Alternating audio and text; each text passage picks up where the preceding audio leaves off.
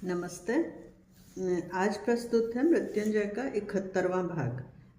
70वें भाग में हमने देखा कि जयद्रथ के आकस्मिक वध से सभी बौखला उठे थे कौरव, और इसीलिए कर्ण ने फिर रौद्र रूप धारण करके पांडव सेना को बहुत बुरी तरह कई सैनिकों का वध करते हैं और बहुत ज़्यादा रौद्र रूप में थे। तो भीम और सारे पांडवों को डर लग रहा था कि इतना विकट समय आ गया, अब क्या किया जाए। तो इसके लिए एक ही योद्धा योग्य था, मायावी युद्ध क्रीड़ा करने वाला घटोत्कच, भीम और हिडिंबा का पुत्र। भीम के द्वारा मैंने उसको बुलवा लिया, जिसके पराक्रम को कहीं अवसर नहीं मिला था। ऐसा विशालकाय वह भीमपुत्र सभी पांडवों का आशीर्वाद लेकर कर्कश सीटी बजाने वाले अरण्य पवन की तरह कौरव सेना पर अपने राक्षस पथक के साथ टूट पड़ा। प्रचंड शिलाएं, विशाल वृक्ष और चक्र, परिध जैसे भारी शस्त्र, कुलिम, सैंधव, गांधार, मद्र, अवंत्य आदि के पथकों पर गर्जना करता हुआ वह फेंकने लगा। बकासुर के बंधु जलायुध से उसका एक घटिका तक घोर राक्षसी कौरे का युद्ध हुआ। अनवधानतावश अनेक बार उन्होंने अपने ही सैनिक रौंद कर मार डाले। अंत में अर्धरात्रि में घटोत्कच ने जलायुध का रोमांचक तथा मन कंपा देने वाला वध किया। भयभीत कुरु सैन्य कर्ण बचाओ पुकारता हुआ जिधर मार्ग दिया उधर ही दौड़ने लगा। प्रत्येक मार्ग पर उसे रोककर कर्ण घटोत्कच का सामना करने का निश्चय करके आगे आया। ज्वार से विक्षुब्ध सागर की तरह वे दोनों एक दूसरे पर टूट पड़े।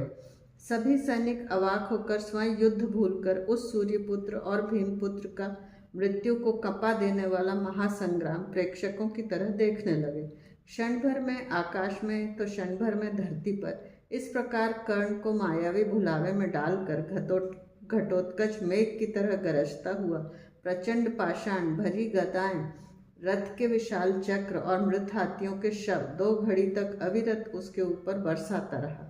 परंतु जैसे गैरिक पर्वत से धातु स्त्राव हो रहा हो, वैसे ही बहते हुए असंख्य घावों को हंसते खेलते सहन करता हुआ पलाश वृक्ष की तरह तिल भर भी विचलित न होता हुआ कर्ण उस पर अनेक दिव्यास्त्र फेंक रहा था। पुनः पुनः सूर्य स्तोत्र कहता हुआ वह गोलाकार घूमते हुए बाणों के प्रताप बरसा रहा था। हजारों कुरु सैनिक घटोत्कच के दिग्मूढ़ करने वाले मायावी आक्रमण से गत प्राण हो रहे थे, चीख रहे थे।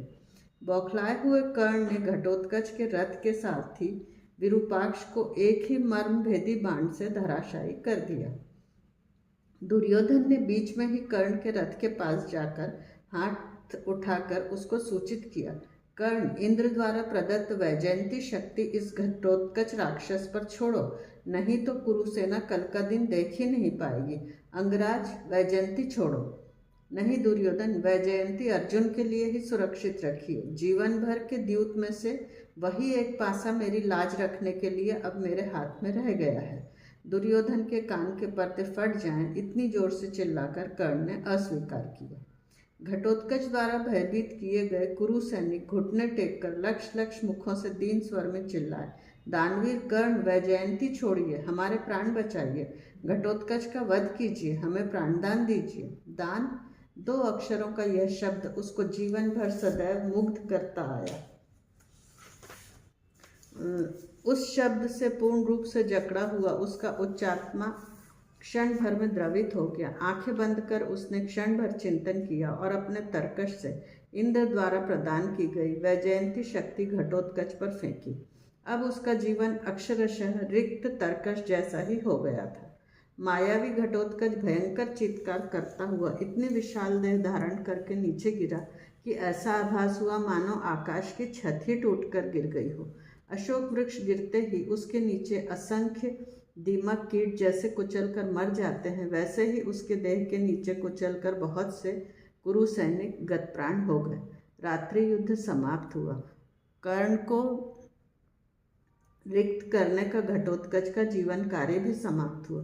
कहीं दूर एक वन्य मुर्गे ने सूर्योदय की बांग दी। 15वां रोमांचक दिन उदित हुआ। शुक्ल प्रतिपदा का अविस्मरणीय दिन। यह अध्याय हम यहीं समाप्त करते हैं। और शेष अगले में। धन्यवाद।